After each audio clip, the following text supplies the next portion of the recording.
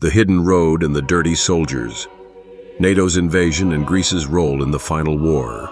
St. Paisios foresaw with divine precision that Greece, though initially spared from the full wrath of war, would become a crucial corridor in the coming global conflict. When Turkey provoked war and NATO rushed to respond, Greece would become the very pathway of the West, a road both literal and prophetic. Yet this role would come at a cost: betrayal, shame, and judgment, the road that would be built.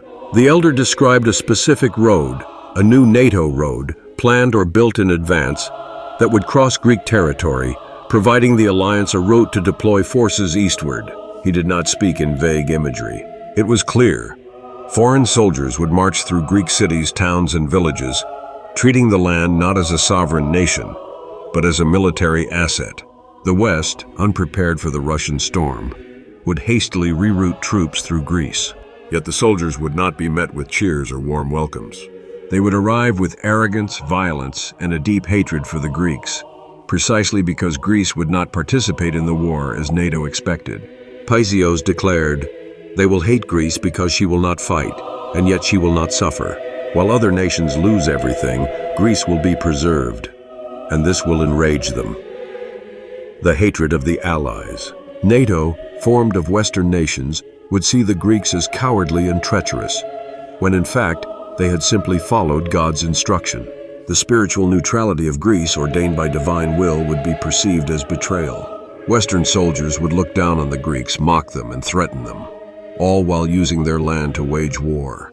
Their disdain would be visible, vulgar, and dangerous. St. Paisios warned that Western troops would behave as occupiers, not allies. Their behavior would be filthy. Their presence would be poisonous. Their passage would be marked not by discipline, but by depravity.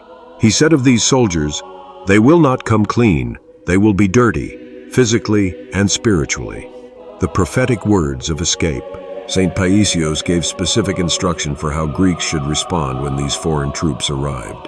He foretold that some of the invaders would go door to door, looking for food or shelter, or even for captives. To survive, the Greeks were told to utter one prophetic phrase: "The city is near." This cryptic statement referred to Constantinople, the city of destiny. It was a coded message, one that, when spoken, would disarm the invaders. The soldiers, upon hearing it, would grow fearful, superstitious, even repentant. St. Paisios insisted that this phrase held supernatural power, serving as both a confession and a shield. This short sentence would spare the lives of many Greeks who might otherwise be attacked or abducted. The cities they would pass through. Though St. Paisios never listed every city by name, his followers recorded that NATO forces would cross central and northern Greek territories, taking advantage of the existing road networks and newly built corridors. Regions such as Thessaloniki, Larissa, and Kavala would see troop movement. Certain mountain passes and tunnels constructed in modern times would serve as critical arteries for the war machine. The elder did not focus on geography for its own sake. He focused on the spiritual impact. He warned that the very land trodden by these troops would groan.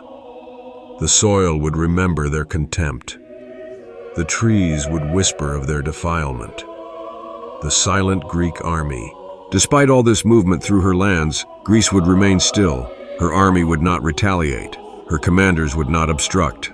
Like a lion waiting in stillness, Greece would hold her position until the divine signal was given. This restraint would be praised in heaven and reviled by men. But St. Paisios saw beyond the mockery. He saw that Greece's passive obedience would become her glory. For when the time came, she would rise, not to attack, but to reclaim. Her stillness would turn to swiftness. Her suffering would become vindication.